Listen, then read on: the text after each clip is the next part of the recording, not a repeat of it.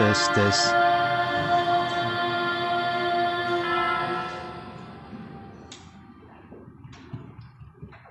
Tes tes 1 2. Kecil suaranya udah. Tes. Oke.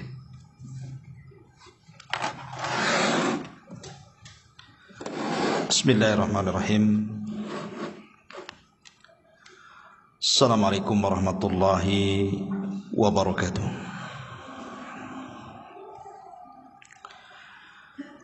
Alhamdulillah wassalatu wassalamu ala Rasulillah wa ala alihi wa sahbihi wa mawalah wa la hawla wa la quwata illa billahi wa ba'du. Alhamdulillah, di malam hari ini kembali kita bisa duduk bertolabul ilmi di Masjid Muhajirin. Kita doakan selalu yang telah membangunnya agar Allah senantiasa menjaganya. Tak lupa salawat dan juga salam tahdiahkan kepada Rasul kita Nabi besar Muhammad sallallahu alaihi wasallam. Kajian di malam hari ini biasa kita masih mengkaji seputar Qasasul Anbiya, kisah-kisah para nabi. Dan malam ini kita akan mengkisahkan satu nabi yang menjadi nabi misterius. Siapa dia? Dialah Nabi Allah Khadir atau Khidir alaihi salatu wassalam.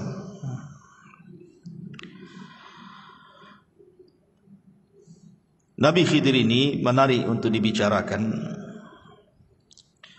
sebab menjadi polemik para ulama. Apakah dia masih hidup sampai sekarang ataukah dia sudah mati?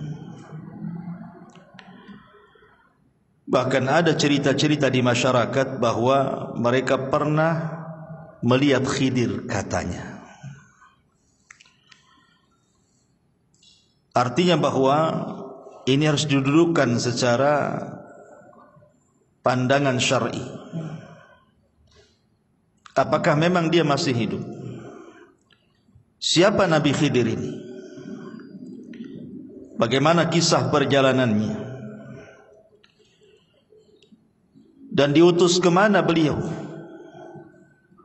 Kemudian akhir hayatnya seperti apa? Kita akan bahas 1 jam ke depan tentang kisah Nabi Allah Khidir alaihi salatu wassalam.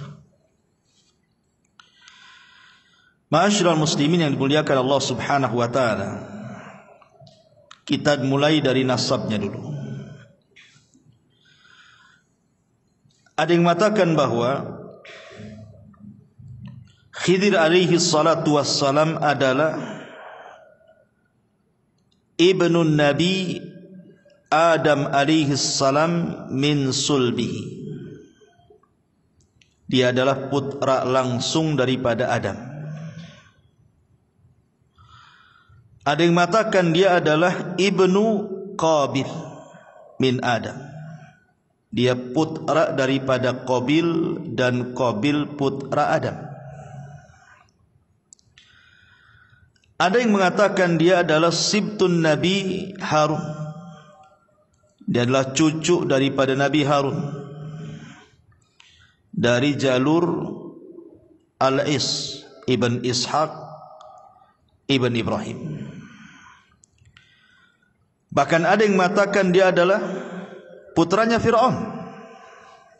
Ini saya kan hanya menukilkan pendapat ulama.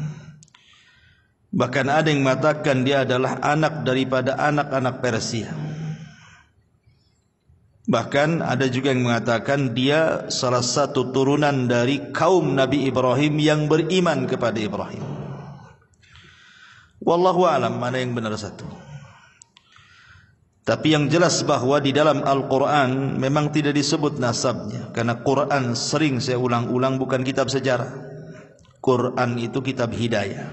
Sehingga hanya mencuplik beberapa kisah untuk diambil pelajaran. Ma'asyiral muslimin yang dimuliakan Allah Subhanahu wa taala, ada yang mengatakan namanya adalah Khadrun atau disebut dengan Khidir. Ada yang mengatakan namanya Amir. Ada yang mengatakan namanya Balyan ibnu Malkan. Tetapi kalau kita melihat pada hadis dalam Islam, maksudnya riwayat yang sahih dalam Islam, namanya adalah Khidir. Itulah yang kita kenal berdasarkan hadis Nabi SAW yang dikeluarkan Imam Bukhari. Nabi SAW mengatakan, innama sumiyal khidru atau khadiru li'annahu jalasa ala farwatin bayda fa idza hiya tahtaz min khalfihi hadra. Kata Nabi SAW, sesungguhnya dikasih nama Khidir. Kenapa Khidir diberi nama Khidir? Karena kalau dia duduk di sebuah padang pasir gersang, kemudian setelah dia bangkit dari tempat duduk itu, tempat duduknya itu menghijau, tumbuh-tumbuhan. Maka disebut Khidir dari kalimat hadra. Hadra itu artinya tumbuh-tumbuhan, makanya sayur dalam bahasa Arab itu hadrawat. Dan itu salah satu mukjizat Nabi Khidir adalah ketika dia duduk di tempat gersang, bekas tempat duduknya itu tumbuh rumput, menghijau semuanya. Ma'asyiral muslimin yang dimuliakan Allah Subhanahu wa taala, menjadi perselisihan ulama. Apakah Khidir ini seorang rasul? Apakah Khidir ini seorang nabi? Apakah Khidir ini seorang wali? Ataukah dia hanya rajul saleh, orang saleh saja? Atau dia malaikat? Pendapat yang pertama mengatakan bahwa Khidir itu bukan hanya seorang nabi, tapi juga rasul. Berdalil dengan nanti dalam surah Al-Kahfi yang kita akan bahas. Karena Khidir ini diberikan rahmat, karunia rahmat dan juga ilmu, menunjukkan bahwa rahmat dan ilmu itu tidak diberikan kecuali kepada seorang nabi dan rasul. Tapi ada juga yang mengatakan, dan ini pendapat yang kuat wallahu alam, jumhurul ulama, mayoritas ulama mengatakan Khidir itu nabi, tapi tidak sampai ke level rasul. Karena setiap rasul itu nabi, tapi setiap nabi belum tentu rasul. Nanti kita akan jelaskan. Ada juga yang mengatakan bahwa Khidir itu wali, dan ini banyak diyakini oleh orang-orang yang menisbatkan kepada sufi, orang-orang sufi, orang-orang tasawuf, dan juga orang-orang Syiah.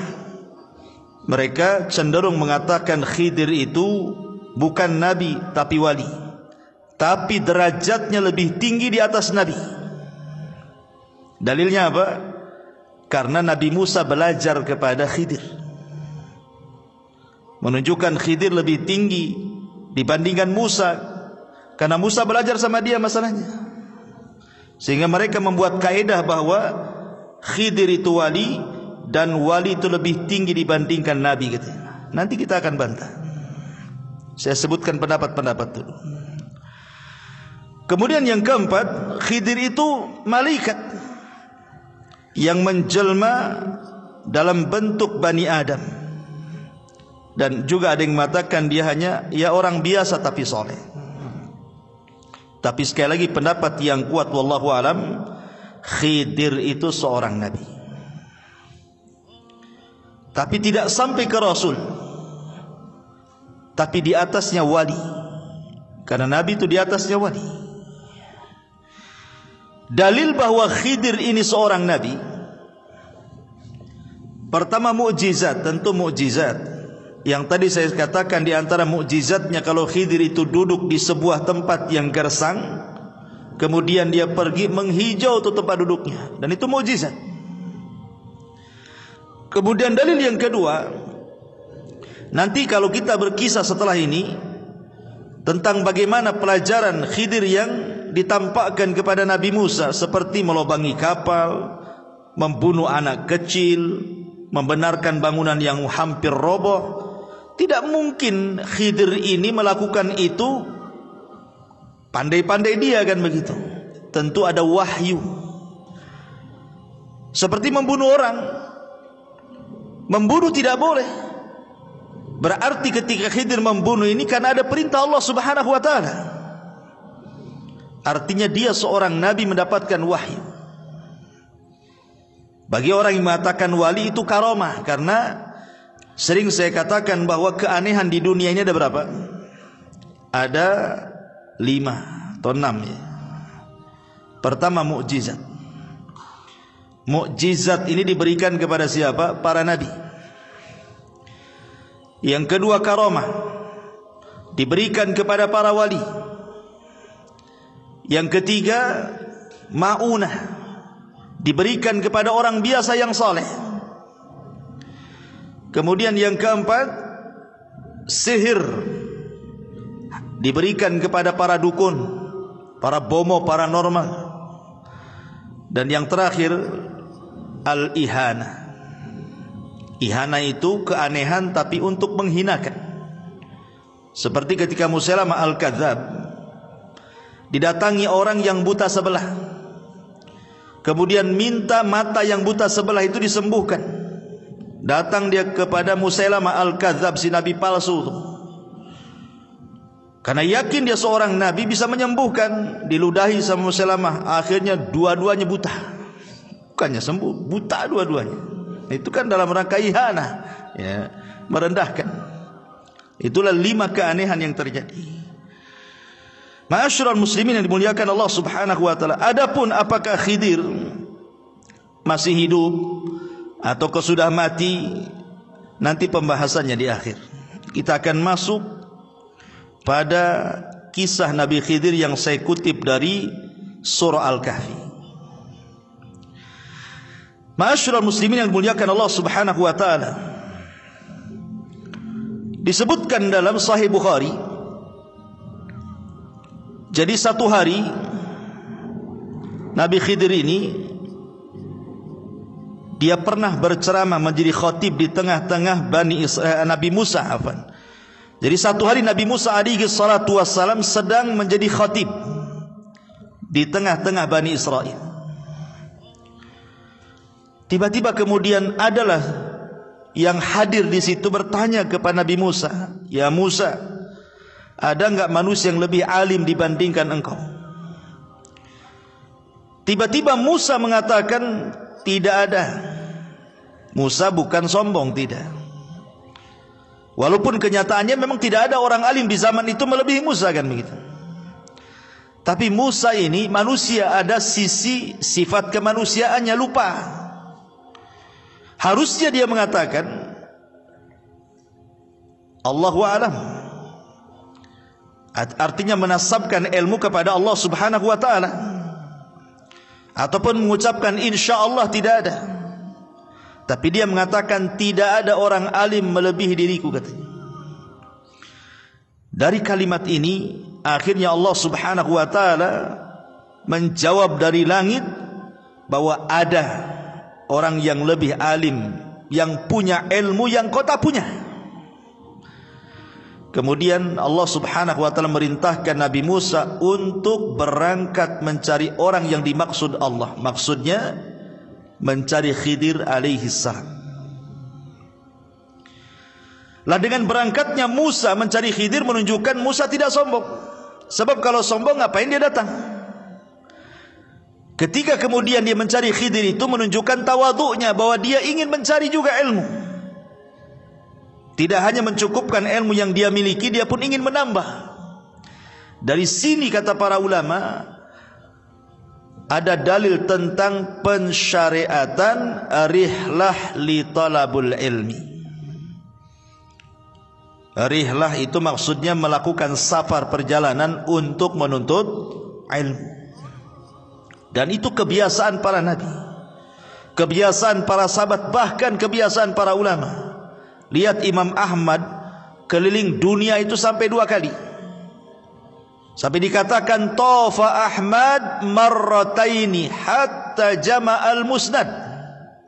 Imam Ahmad itu keliling dunia mencari ilmu sampai berhasil mengumpulkan musnad. Buku hadis tertebal itulah buku musnadnya Imam Ahmad. Entah berapa ribu hadis yang dicatat oleh Imam Ahmad dalam musnadnya itu. Imam Bukhari, Imam Muslim, Abi Dawud, Tirmidzi, seluruh para ulama, mereka rihlah dari satu negara ke negara berikutnya. Bahkan sebelum mereka juga para sahabat, contoh saja umpamanya Jabir bin Abdullah radhiyallahu anhu, itu tinggal di kota Madinah. Dia mendengar hadis Nabi sallallahu alaihi wasallam, tapi tidak dari orang yang langsung mendengar kepada Nabi. Orang yang mendengar langsung kepada Nabi itu ada di Syam orangnya, namanya Abdullah ibn Unais. Dia ingin memastikan apakah betul Abdullah ibn Unais itu mendengar hadis yang ia dengar dari penduduk Madinah. Berangkat dia, perjalanan 1 bulan, pulang pergi 1 bulan, 2 bulan lah pulang pergi jadinya, hanya untuk memastikan satu hadis saja itu. Artinya bahwa rihlah para ulama itu luar biasa. Mereka harus mengeluarkan biaya, waktu, tenaga. Kita ini muhajirin itu kalau di Batam ini gak terlalu jauh, tapi sedikit yang datang kemari. Nggak tahu kalau setelah ngaji diajak makan, nggak tahu ya. Tapi yang jelas bahwa menunjukkan himmah thalabul ilmi di zaman sekarang ini kurang sekali. Entah kenapa, apa sibuk dengan dunia, sibuk dengan handphone, wallahu alam. Tapi yang jelas bahwa himmah, semangat thalabul ilmi di zaman dulu itu luar biasa, karena ilmu dan para penuntutnya dihargai. Tapi zaman sekarang sudah ilmu tidak dihargai, para penuntutnya tidak dihargai, ustadznya pun tidak dihargai. Makanya itu menjadi malas untuk belajar. Taib. Kemudian setelah itu Musa alaihi salatu wassalam mengajak pembantunya namanya Yusha ibn Nun. Dan begitu para nabi selalu bawa pembantu. Ketika Nabi SAW berdakwah ke Taif, siapa yang dibawa?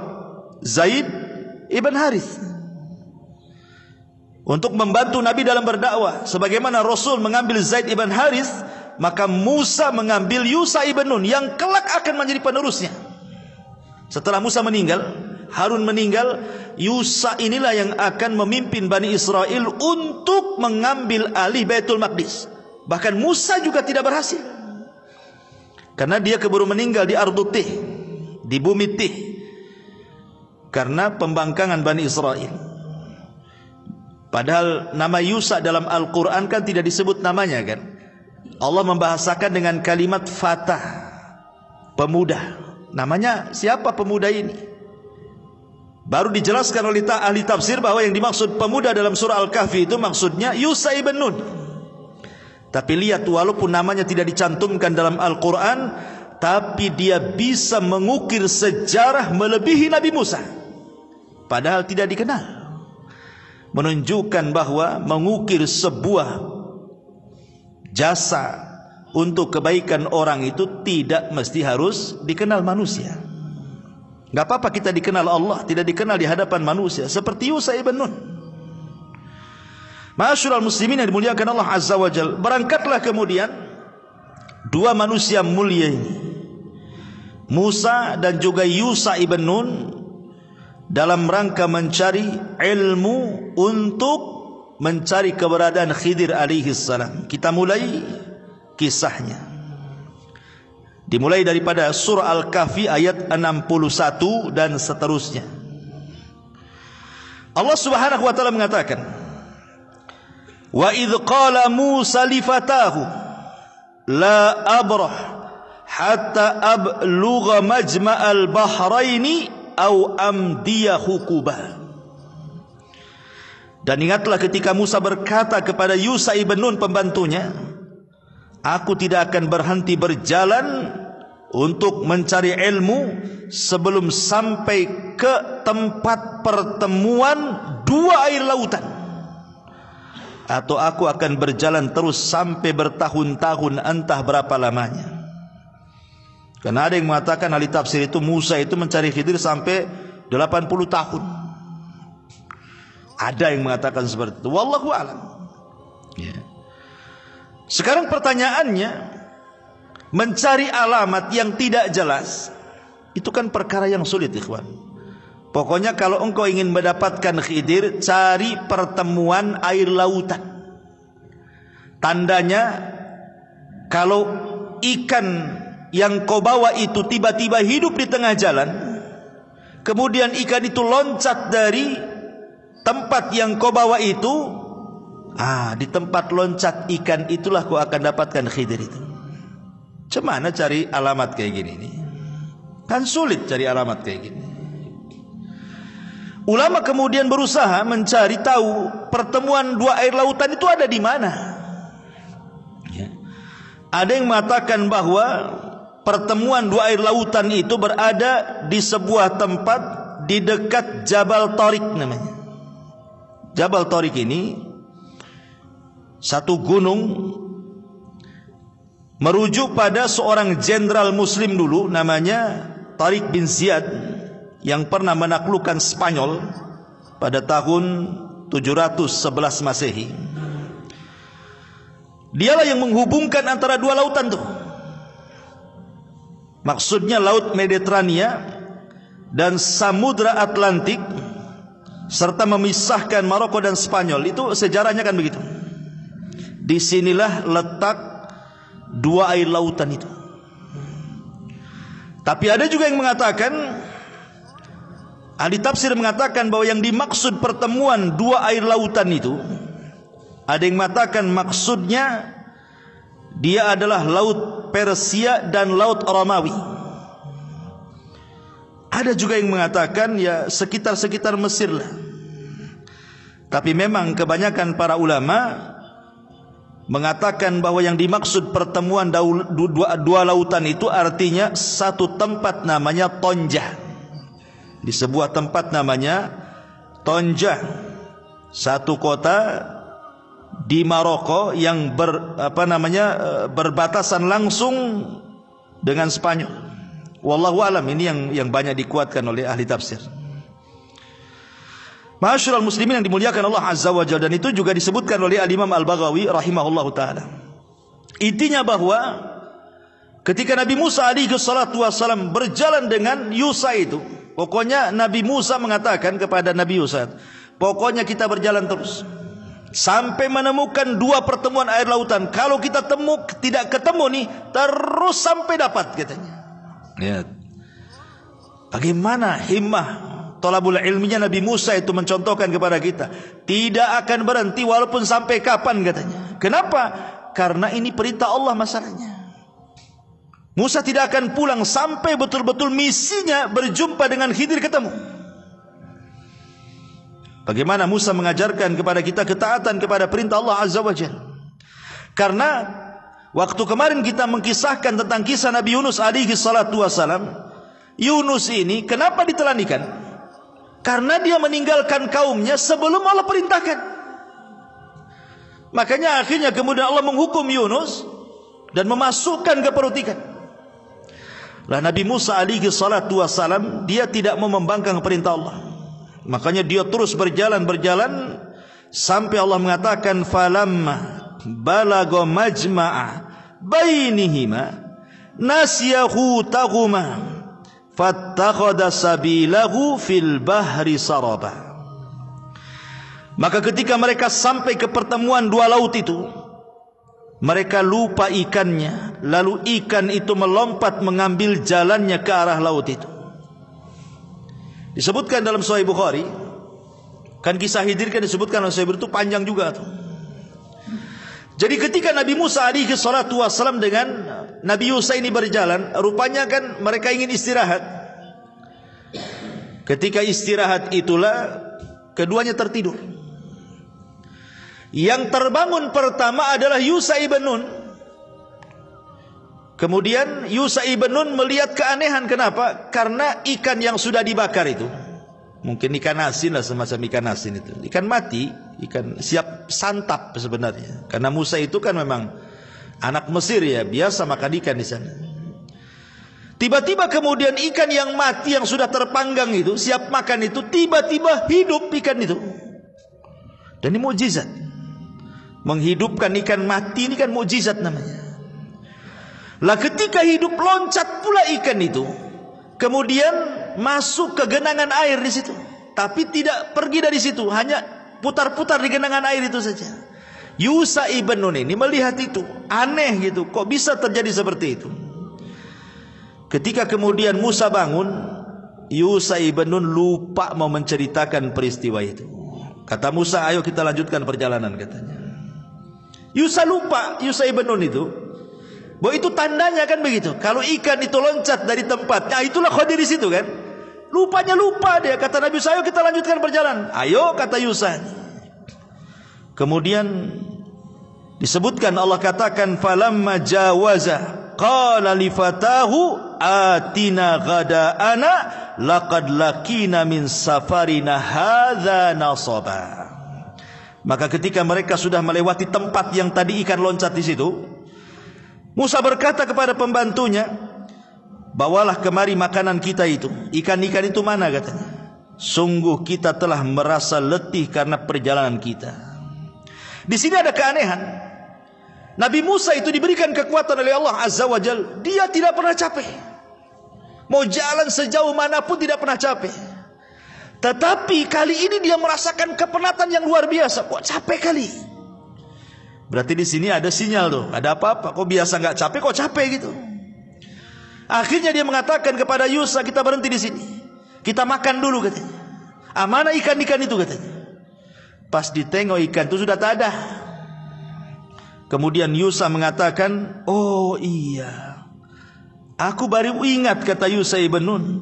Waktu kemarin kita istirahat di sebuah batu, ada peristiwa aneh, ikan yang kita bawa itu hidup kemudian loncat dan ada di genangan air katanya. Makanya Allah mengatakan qala ara'aita id awaina ila as-sakhrati fa inni nasitul hut wa ma ansanihi illa syaitan an adhkurahu wattakhadha sabilahu fil bahri ajaba. Lalu Yusha ibn Nun mengatakan, tahukah engkau ketika kita mencari tempat berlindung di batu itu, wahai Musa, aku lupa menceritakan tentang ikan itu katanya. Dan tidak ada yang membuat aku lupa untuk mengingatnya kecuali setan. Dan ikan itu mengambil jalannya ke laut dengan cara yang aneh sekali katanya. Apa kata Musa? Musa mengatakan, itu yang benar. Ayo kita balik lagi ke situ katanya. Senang Nabi Musa. Karena sudah ada titik terang di mana keberadaan Khidir dan pertemuan dua air lautan itu. Ma'asyiral muslimin yang dimuliakan Allah Subhanahu wa taala, di sini ada pelajaran besar bahwa seorang murid dan guru itu tetap harus punya kesabaran. Lihat sabarnya Nabi Musa, tidak menyalahkan Khidir kan? Tidak menyalahkan Yusha ibn Nun. Karena lupa kan gitu. Ketika dia melihat ikannya loncat, harusnya disitulah Yusha memberitahu Musa kan, di sini tempatnya.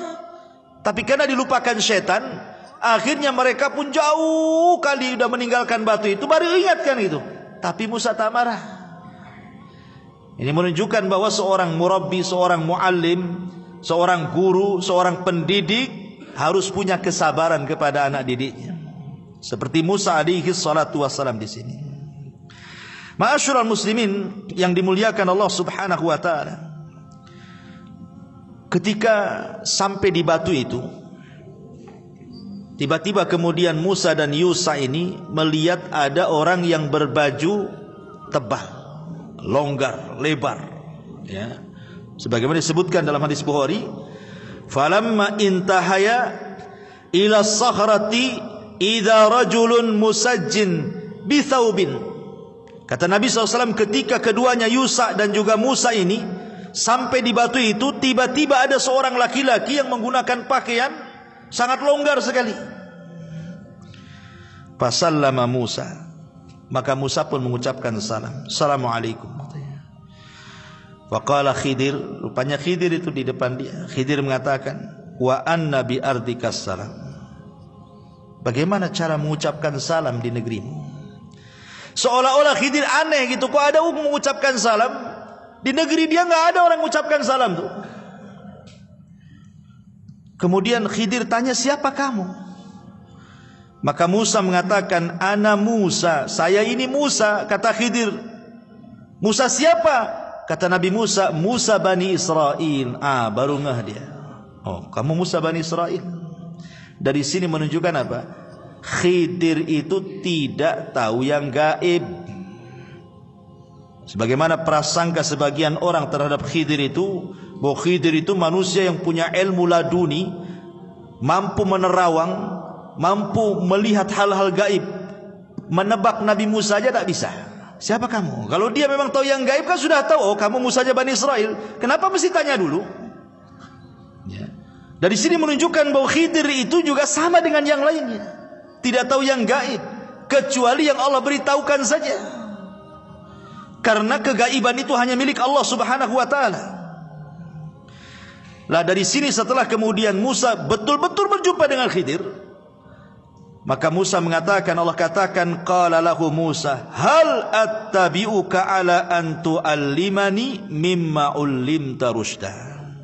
Musa berkata, bolehkah aku mengikutimu agar engkau mengajarkan kepadaku ilmu yang benar yang telah diajarkan kepadamu untuk menjadi petunjuk bagiku, katanya. Di sini ada pelajaran adab. Seorang pelajar, seorang thalabatul ilmi, kalau hendak meminta ilmu kepada seorang guru ya harus beradab. Lihat Nabi Musa aja beradab. Padahal secara kedudukan Musa itu jauh di atas Khidir. Bagaimana tidak jauh di atas Khidir? Dia bukan hanya seorang nabi, dia bukan hanya seorang rasul, dia adalah kalimur rahman, dia adalah ulul azmi minar rusul, dan dialah nabi yang paling masyhur dari seluruh nabi-nabi Bani Israel. Dan turun Taurat padanya. Khidir tidak ada kitab turun kepada dia. Tapi karena Musa berhajat ingin mengambil ilmu Khidir, maka dia beradab, meminta dengan sangat lembutnya dan mengatakan, bolehkah aku mengikutimu agar engkau mengajarkan kepadaku ilmu yang benar yang telah Allah ajarkan kepadamu supaya menjadi petunjuk bagiku, katanya. Subhanallah, bagaimana Musa beradab. Dari sini kata para ulama, la yambulu ar-rajulu, la yambulu ar-rajulu, orang itu belum dikatakan cerdas kecuali dia bisa mengambil ilmu ala man fauqahu wa ala man dunahu wa ala man siwahu, kecuali dia bisa mengambil ilmu dari orang yang di atas dia, dari orang yang di bawah dia, atau dari orang yang setara dengan dia. Itu baru cerdas orang itu. Ma'asyiral muslimin yang dimuliakan Allah Azza wa Jalla. Dan di sini juga ada pendalilan yang salah yang saya katakan tadi. Ada sebagian orang menganggap bahwa wali itu lebih tinggi dibandingkan nabi. Buktinya apa? Khidir menjadi gurunya Nabi Musa. Berarti wali itu lebih tinggi dibandingkan para nabi. Kita katakan nabi lebih tinggi dibandingkan wali. Nabi itu lebih tinggi dibandingkan wali. Dari mana kita tahu? Karena Nabi Musa alaihi salatu wassalam, dia mengatakan dalam hadis itu, ya Musa, ketika dalam perjalanan Nabi Musa alaihi salatu wassalam dengan Khidir, salah satu diskusinya adalah, ya Musa, inni ala ilmin min ilmillah allimnihi la ta'lamhu anta wa anta ala ilmin allamakahu la a'lamuhu, kata Khidir. Musa, aku punya ilmu yang kau tak punya, tapi kau juga punya ilmu yang aku tidak punya. Ya. Ini bantahan bahwa orang-orang yang menganggap bahwa Khidir itu lebih tinggi dibandingkan Musa, maknanya Khidir itu wali, Musa itu nabi. Kok nabi belajar sama wali, berarti wali lebih tinggi dibandingkan nabi. Kita katakan di sini ada dialog. Khidir sendiri yang ngomong kepada Nabi Musa, hei Musa, aku punya ilmu yang kau tak punya, tapi aku juga tak punya ilmu yang kau punya. Artinya masing-masing punya ilmu di sini. Kecuali kalau memang Musa tidak punya ilmu kecuali Khidir yang punya, itulah. Ini kan masing-masing punya ilmu. Dan kita tidak ragu lagi bahwa ilmu yang dimiliki Nabi Musa jauh lebih banyak dibandingkan ilmu yang diberikan kepada Khidir.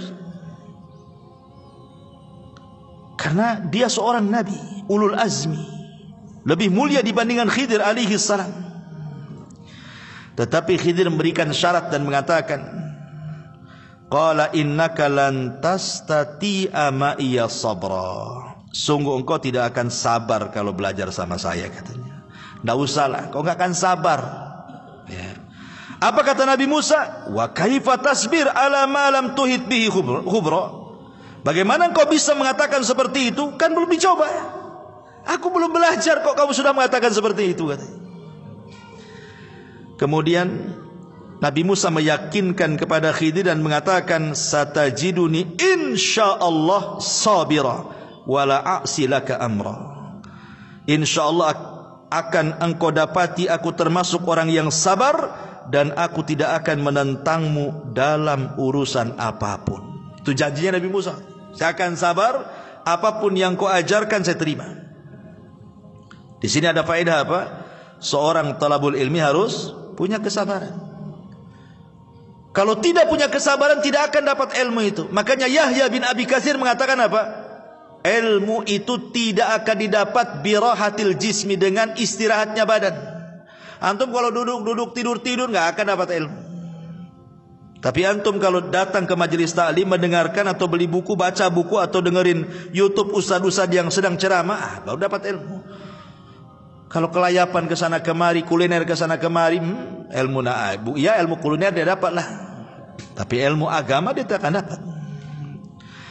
Kemudian fantalaqa. Khidir mengatakan, fa inittaba'tani. Ini syarat yang harus dipegang Nabi Musa. Jika engkau mengikutiku, kata Khidir, fala tas'alni an syai'in, jangan pernah menanyakan sesuatu kepadaku, hatta uhditsa laka minhu dzikra, sampai aku yang menerangkannya. Kau diam saja, kau lihat saja. Awas kalau kau bertanya, kata Khidir. Dari ancam duluan tuh. Fantalaqa hatta idza raqiba fis safinati kharaqaha. Ini pelajaran pertama nih. Berangkatlah dua manusia mulia dan juga Yusha ibn Nun ini, bertiga berarti kan, dalam satu perahu. Dalam hadis Bukhari, ketika pemilik perahu itu melihat Khidir, rupanya kenal bahwa Khidir ini orang mulia di tengah-tengah mereka. Makanya ketika naik perahu tidak usah bayar. Jadi nggak ada bayar, langsung naik saja Nabi Musa itu dengan Khidir di situ. Di tengah perjalanan, di tengah-tengah lautan itu, sambil berbincang-bincang Musa dengan Khidir, tiba-tiba melihat burung. Burung itu tiba-tiba menukik ke lautan, kemudian mengambil sebagian kecil air dengan paruhnya, kemudian naik lagi, kemudian hinggap di ujung perahu. Khidir alaihi salatu wassalam mengatakan, ya Musa, ma naqasa ilmi wa ilmuka min ilmillah illa kanaqrati hadal usfur fil bahri. Lihat Musa, tuh burung tuh yang nuki, kemudian ngambil air dengan paruhnya, kemudian terbang lagi. Ilmu saya dengan ilmu kamu kalau digabungkan itu hanya seteguk air yang diminum oleh burung itu. Adapun lautan ini, inilah ilmu Allah, katanya. Lihat bagaimana di sini ada pelajaran bahwa ilmu yang diberikan Allah kepada kita ini hanya satu teguk yang diteguk oleh burung saja.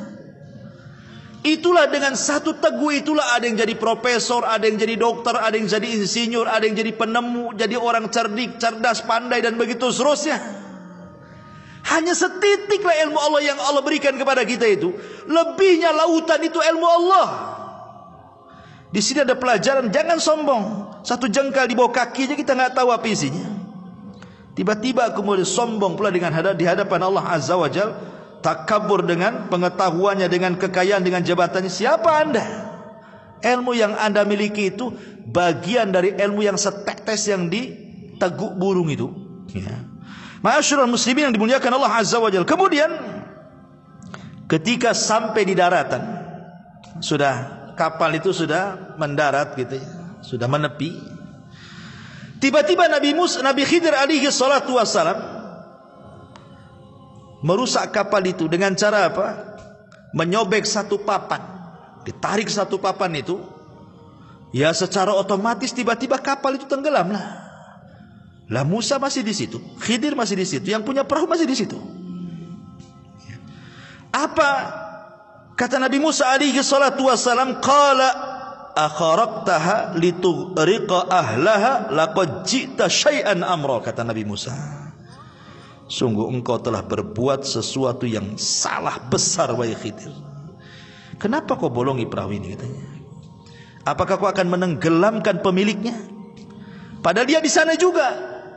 Musa tidak mengatakan apakah kau akan menenggelamkan kapalnya, tidak, tapi apakah kau akan menenggelamkan pemiliknya.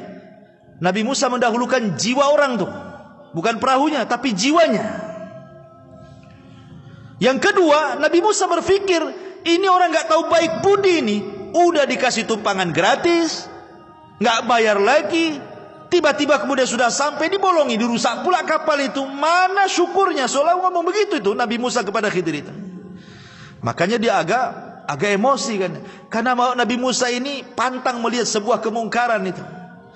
Musa lupa perjanjian di awal kan. Apa perjanjiannya? Jangan tanya. Jangan tanya. Ya. Kalau kau tanya, jangan belajar.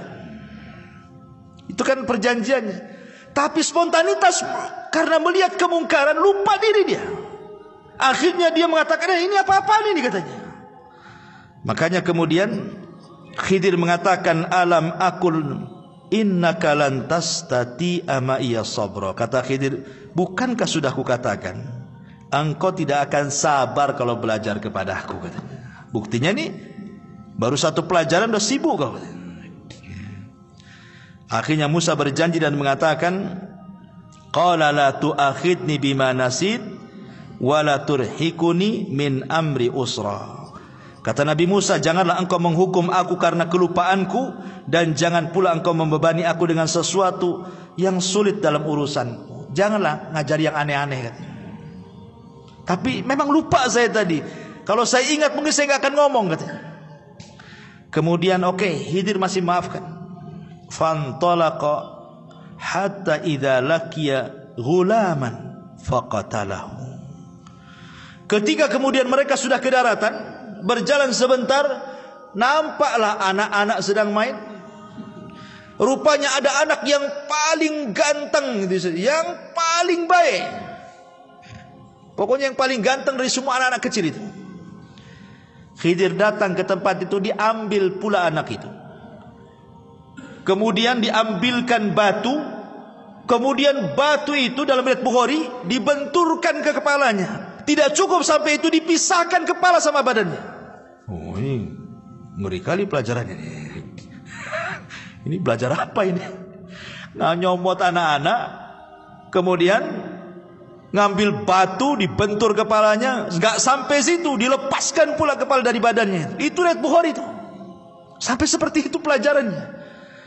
Ini Musa ini nggak lupa, ingat bahwa dia tidak boleh ngomong. Tapi masalahnya ini sudah masalahnya lain ini.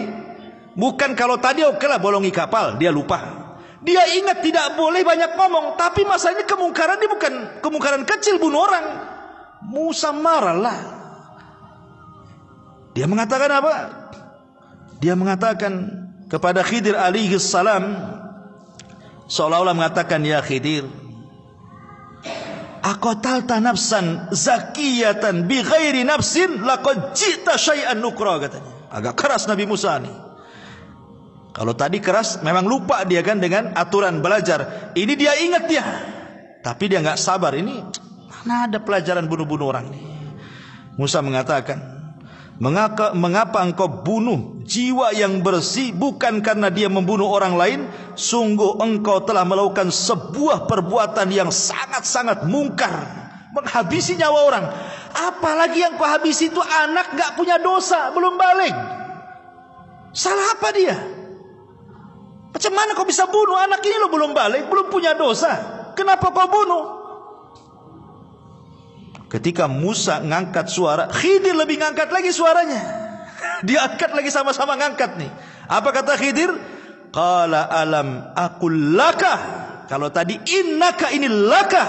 Pakai laka lagi. Dalam bahasa Arab artinya laka ini lebih keras daripada kalimat innaka. Alam aqul laka innaka lan tastati'a ma'iya sabra. Sudah kukatakan, kau enggak akan sabar kan? Kata soal seperti itu ya. Sudah kukatakan dari awal, kau enggak akan sabar. Musa enggak lupa ini, betul-betul ingat gitu. Tapi karena masalah pembunuhan dia enggak bisa tutup mulut kan itu. Dia harus bicara. Tapi akhirnya Musa pun agak sedikit merendah dan mengatakan, qala in sa'altuka an syai'in ba'daha fala tusahibni laqad balagta min ladunni udhra. Kata Nabi Musa, ya sudah gini saja. Jika aku bertanya lagi kepadamu tentang sesuatu setelah ini, maka janganlah engkau memperoleh aku menyertaimu lagi. Dah, enggak usah lagi sama aku. Sesungguhnya engkau sudah cukup bersabar menerima alasanku, katanya. Ini terakhir kata Musa. Kalau sampai aku bertanya lagi, udahlah sampai di situ aja. Enggak apa-apa, saya enggak ikut lagi. Akhirnya Khidir memberikan uzur lagi untuk ikut lagi bersama dia. Fantalaqa hatta idza ataya ahla qaryatin istat'ama ahlaha fa'abau an yudhayyifuhuma fawajada fiha jidaran yuridu an yanqad fa'aqamahu. Maka keduanya berjalan hingga ketika keduanya sampai kepada penduduk sebuah negeri. Mereka berdua meminta dijamu oleh penduduknya, tetapi mereka penduduk itu tidak mau menjamu mereka. Kemudian keduanya mendapatkan dinding rumah yang hampir roboh di negeri itu. Lalu dia berkata kepada Nabi Musa, kita tegakkan sebelum roboh, katanya. Yang ini beda pula. Yang ini agak baik nih. Sebelum-sebelumnya tak baik kan? Bolongi kapal tak baik kan itu. Bunuh orang lebih tak baik lagi. Ini pula berbuat baik. Dinding mau roboh diperbaiki lah. Ini gimana ini kan? Ini seolah terbalik 180 derajat nih pelajarannya nih. Ya. Ada yang mengatakan ahli tafsir bahwa negeri yang didatangi yang rusak itu adalah namanya Antokia. Ya, negeri itu namanya negeri Antokia. Negeri itu rusak serusak-rusaknya. Semuanya bakhil. Nggak ada orang baik di situ. Ketika melihat ada orang asing itu mereka nggak peduli. Padahal Khidir dan Nabi Musa ini sudah kelaparan. Tetapi ketika kemudian masuk ke negeri Antokia itu, satu orang pun tidak mau menjamu. Akhirnya kata Khidir ini, kalau gitu kita cari tempat lain. Ini penduduk ini jahat semua nih. Keluar, sebelum keluar di perbatasan kota itu, adalah rumah sudah doyong mau roboh. Ya. Jadi Khidir mengatakan kepada Musa, tunggu dulu. Ini rumah mau roboh nih. Kita perbaiki rumah ini dulu. Kata Nabi Musa, ya Khidir, kenapa kita tidak mengambil rumah yang jelas-jelas ada penghuninya? Kalau kita perbaiki kan dapat upah, kita bisa makan tuh dengan upah tuh. Ini tak jelas penghuninya, kemudian kita perbaiki, dapat apa kita di sini, katanya. Nah, ini sudah pertanyaan ketiga. Ya, makanya kemudian Khidir marah dan mengatakan, hada firaqi baini wa baini. Inilah perpisahan antara aku dengan kamu. Sudah, ini udah ketiga kalinya masalahnya ngomong. Ya. Ma'asyiral muslimin yang dimuliakan Allah Subhanahu wa taala. Lah sebelum berpisah itulah Khidir menjelaskan kenapa dia sampai membolongi kapal. Kenapa dia sampai membunuh jiwa anak kecil yang tak bersalah. Kenapa sampai memperbaiki dinding yang mau roboh. Apa kata Khidir kepada Musa sebelum pisah? Ammas safinatu fakanat lima sakina ya'maluna fil bahri fa aradtu an aibaha wa kana wara'ahum malikun ya'khudhu kulla safinatin ghasba. Adapun perahu itu adalah milik orang miskin. Miskin itu artinya punya pekerjaan tapi tidak cukup. Kalau fakir memang sama sekali tak punya pekerjaan. Jadi miskin dengan fakir itu, fakir di bawahnya, miskin di atasnya. Karena ini punya perahu kan, orang ini kan punya perahu, berarti punya pekerjaan, tapi tidak mencukupi. Nah, itu disebut miskin. Tapi kalau fakir di bawahnya sama sekali nggak punya pekerjaan. Ya, umpamanya ada janda tua, umurnya sudah 60-70 tahun, udah lumpuh, mau kerja apa, keluarganya nggak tanggung jawab, itu disebut fakir namanya. Nah, makanya orang-orang yang membantu orang-orang seperti ini, al-armalah ini, orang-orang janda-janda tua yang nggak sanggup lagi bekerja, nggak ada yang bertanggung jawab, maka pahalanya sama dengan Anda sholat malam setiap malam dan Anda puasa sunnah setiap hari. Ya, karena orang fakir yang dibantu oleh kita. Kalau miskin di atas itu masih punya pekerjaan seperti orang ini punya perahu, ya, tapi tidak mencukupi. Lah, Khidir mengatakan, adapun perahu itu milik orang miskin yang bekerja di laut. Aku bermaksud merusaknya karena di hadapan mereka ada seorang raja yang suka merampas setiap perahu yang bagus. Jadi Khidir ingin mengatakan, aku loh tidak merusak parah, hanya membeset kayu supaya dia tenggelam. Kalau seandainya dia mau pakai perahu lagi kan tinggal diangkat, diperbaiki sebentar aja udah bisa itu. Sebab kalau seandainya itu perahu itu nampak cantik, nampak bagus, nanti digosok, diambil, dicuri, dirampok sama penguasa sini. Penguasa sini jahat-jahat. Dari sini ada kaidah ikhwatu fiddin muliakan Allah Subhanahu wa taala, bahwa boleh kita melakukan kemadharatan kecil untuk mendapatkan kemaslahatan besar. Membolongi kapal ini kan kecil karena bisa diperbaiki lagi nanti. Tapi kalau tidak dibolongi, diambil lagi, kan madharatnya lebih besar tuh. Berarti maslahatnya jauh lebih besar supaya perahunya tidak diambil orang dan dia bisa bekerja lagi.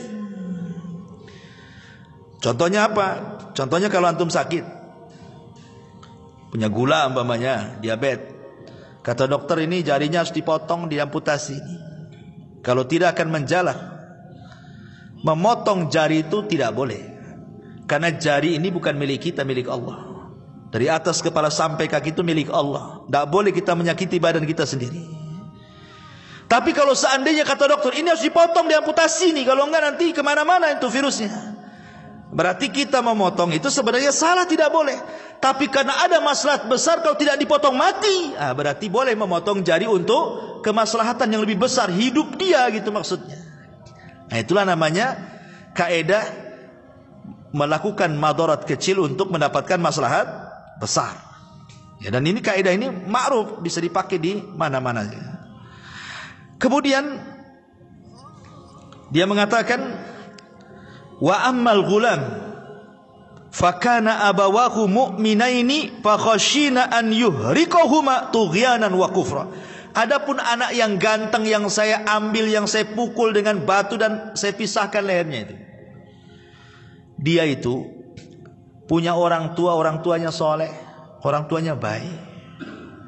Aku takut kalau dia besar, anak ini jadi kufur, jadi jahat, durhaka, akhirnya mengganggu agama kedua orang tuanya. Makanya kubunuh sebelum dia besar. Ini kan tidak mungkin Khidir melakukannya kecuali karena wahyu.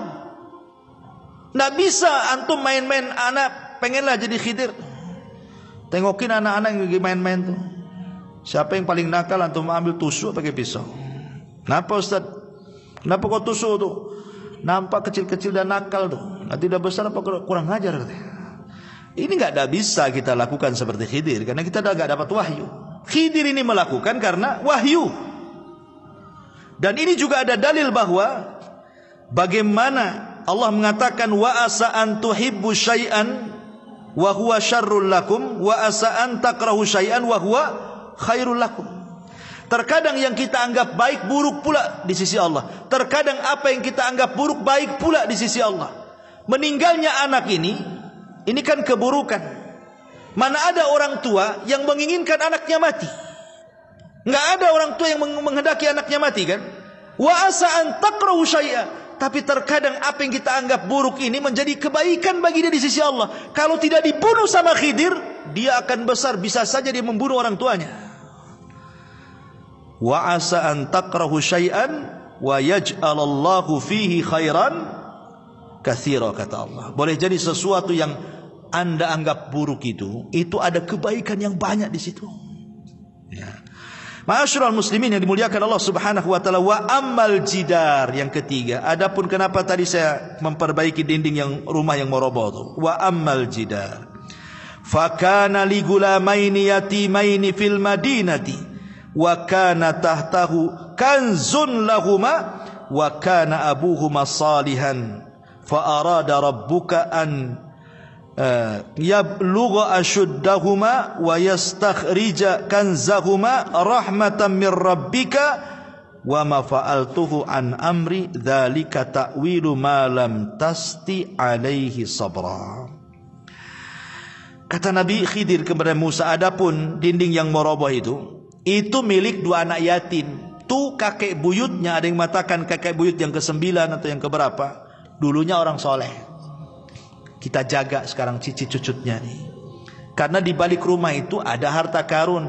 Sempat roboh rumah ini, kita tahulah ini orang-orang Antokia ini jahat-jahat. Kita aja masuk gak mau dikasih makan, tiba-tiba dapat harta karun.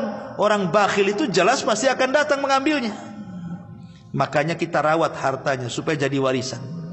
Dari sini kata para ulama, kalau ingin baik anak-anak kita, maka baiklah kita.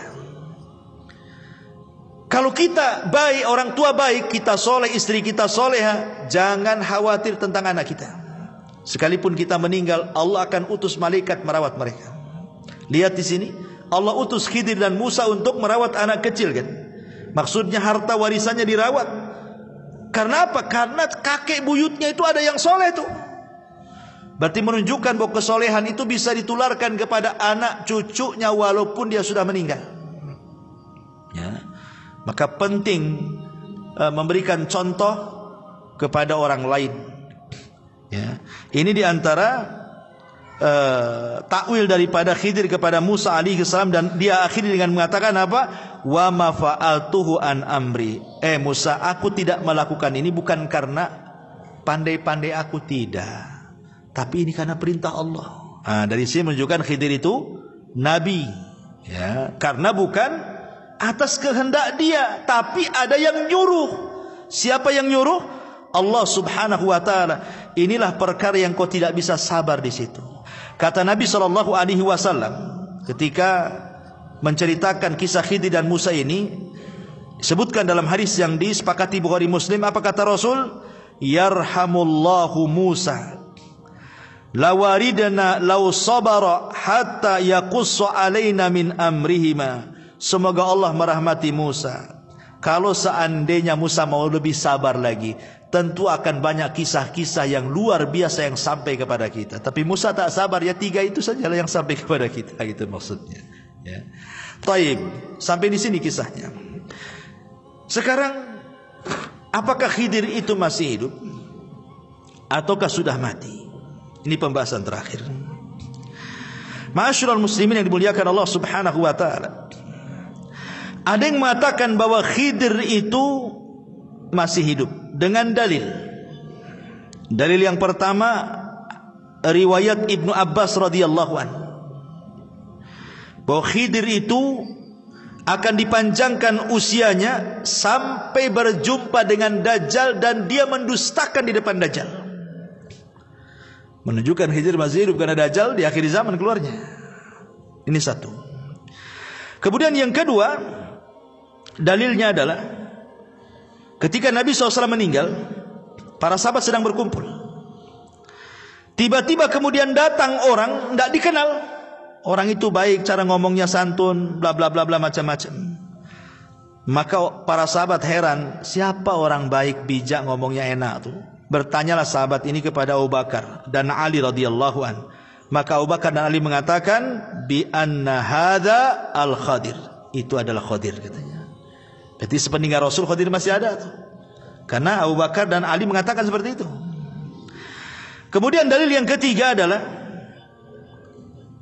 ijtima'ul Khadir wal Ilyas fi kulli musimin minal hajj.